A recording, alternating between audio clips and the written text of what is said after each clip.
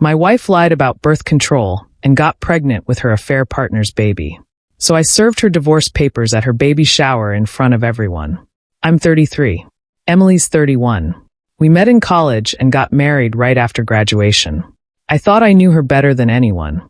Maybe that's why I never saw this coming. For the last 8 years, we'd been that couple. The one everyone saw as solid, stable, and committed. I work in finance, putting in the hours to make sure we'd be comfortable.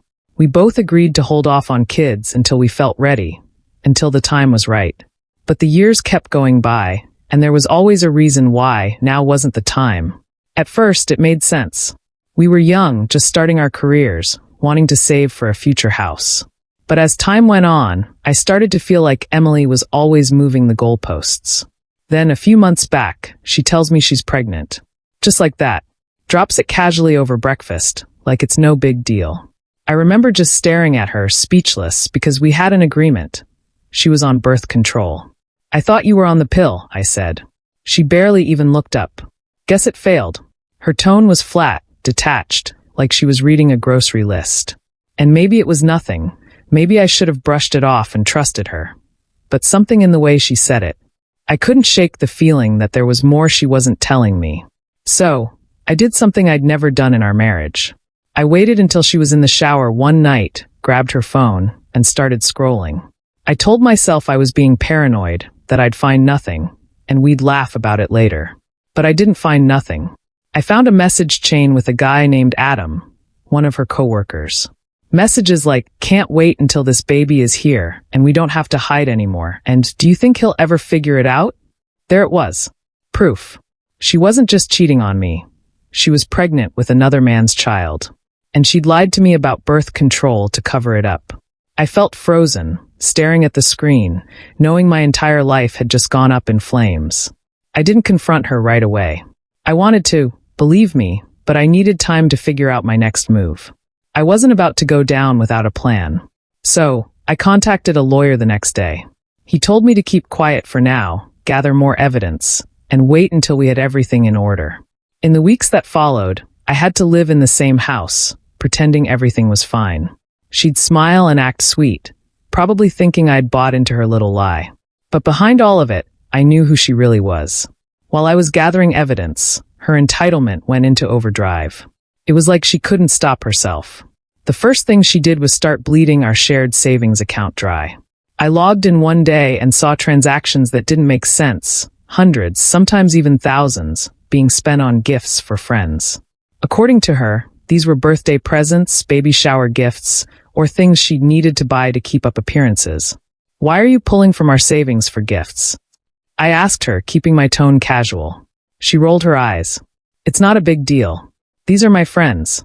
They expect me to show up for them. That account was for emergencies, for our future, not for splurging on her friends." But when I pushed back, she looked at me like I was the one being unreasonable. "You're acting stingy," she said, barely even hiding her irritation. I wasn't about to let her drain me dry. So, I moved the funds to a new account she couldn't access, cut her off entirely. She pouted, threw a fit, and even called me controlling. But I didn't budge.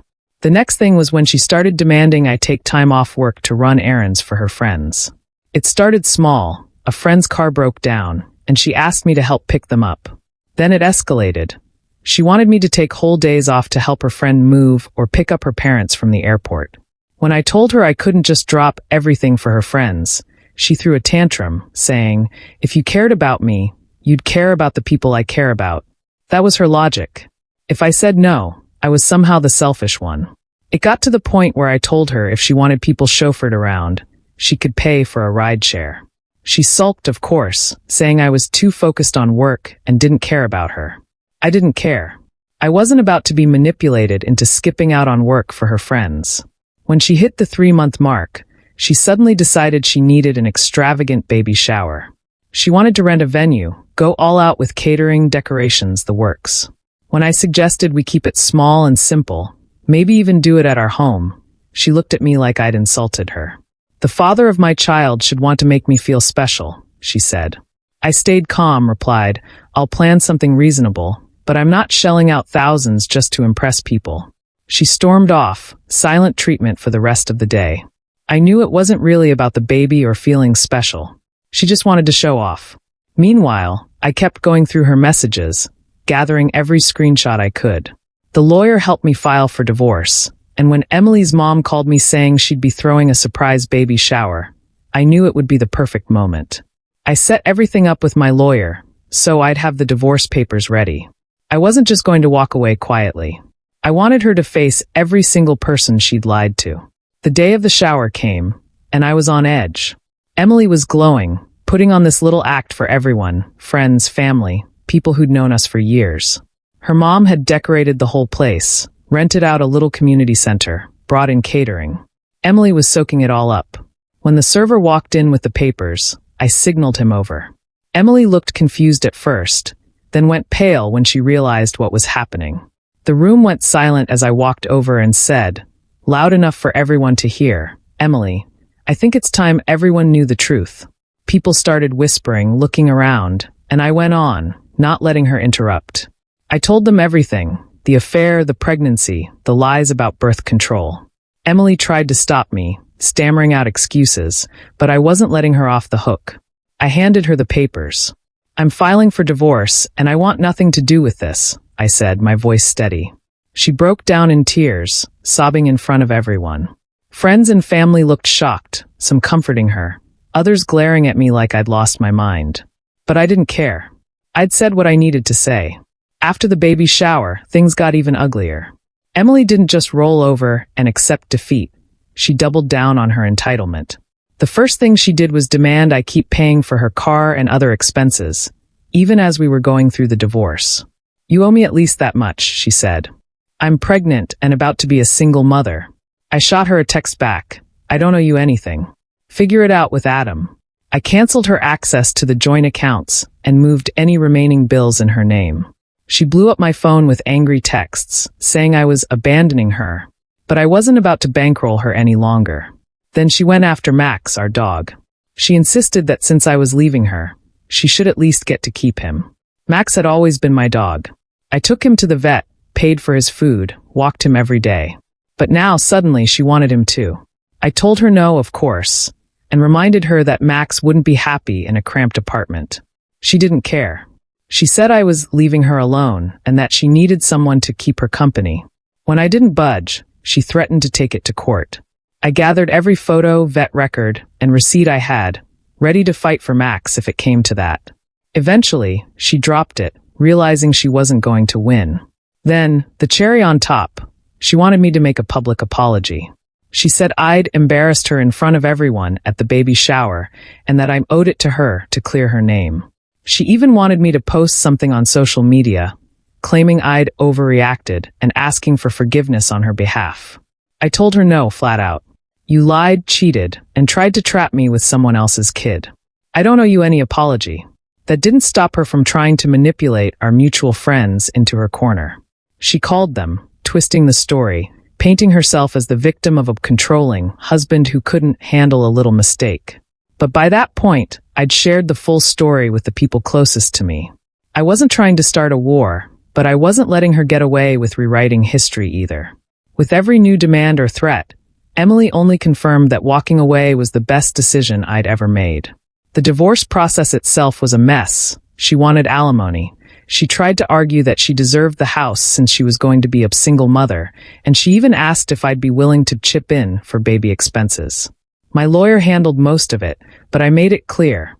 She wasn't getting a dime more than she was legally entitled to. I knew she was only after the house because it was something she could control, something that symbolized stability in her chaotic world. But I wasn't budging. I'd worked too hard, sacrificed too much, to let her strip everything away just to suit her new life with Adam. Eventually, the paperwork went through, and the court agreed that she wasn't entitled to anything extra. She got some furniture, her clothes, and a reality check. I kept the house, the savings, and most importantly, my sanity. It was strange living alone at first, in the house that used to be Bowers. But it quickly became my space, my sanctuary. I started making small changes around the house, replacing things she'd picked out, repainting walls, moving furniture. It felt like I was wiping away the traces of her from my life, one room at a time. Max and I settled into a new routine. I'd take him for long walks, work on my career, and reconnect with friends and family. People who knew me, who cared about me. I realized how isolated I'd let myself become, always bending over backward for Emily, always trying to keep her happy even as she took more and more. About a month after the divorce was finalized, I got a call from an unknown number. I answered, and sure enough, it was Emily. Her tone was shaky, almost desperate. She wanted to talk, to see if we could meet up and discuss everything. She said she missed the stability we'd had, that she hadn't realized how hard it would be to raise a child alone. "Why don't you ask Adam?" I asked, my voice calm. There was silence on the line, and then she admitted, almost in a whisper, that Adam had left. Apparently, the moment he realized she wasn't going to have the financial backing she'd been used to, he lost interest. She was alone with a child on the way and no real support. "You made your choices, Emily," I said. "I'm not your safety net anymore." She tried to cry, tried to guilt-trip me, but I wasn't having it. I'd spent enough time letting her manipulate me, bend me to her will. This time, I hung up. In the weeks that followed, I felt a weight lifting off my shoulders. For the first time in years, I wasn't living under someone else's expectations. I was finally living for myself, making my own choices, building a life I actually wanted. I reconnected with friends, spent time with family, focused on my own goals. I'd been saving for years, putting things off, waiting for the right time. But now there was nothing holding me back. I started traveling, exploring places I'd always wanted to visit. I took Max on hikes, tried new hobbies, and rediscovered the person I'd been before Emily had come into my life. As for Emily, she's on her own, living in a small apartment, dealing with the consequences of her own actions. Last I heard, Adam had completely ghosted her, and she was struggling to keep up with everything she'd thought she'd have someone else handle for her. In the end, I guess you could say I'm grateful that I learned the truth, that I didn't waste any more of my life on someone who saw me as a resource rather than a partner. I'm grateful that I finally found my own voice, even if it took this kind of betrayal to bring it out. So that's it. The marriage, the betrayal, the baby shower. I walked away with my dignity intact, my dog by my side, and a newfound respect for myself. And if nothing else, I'll never make the mistake of giving everything to someone who doesn't deserve it again.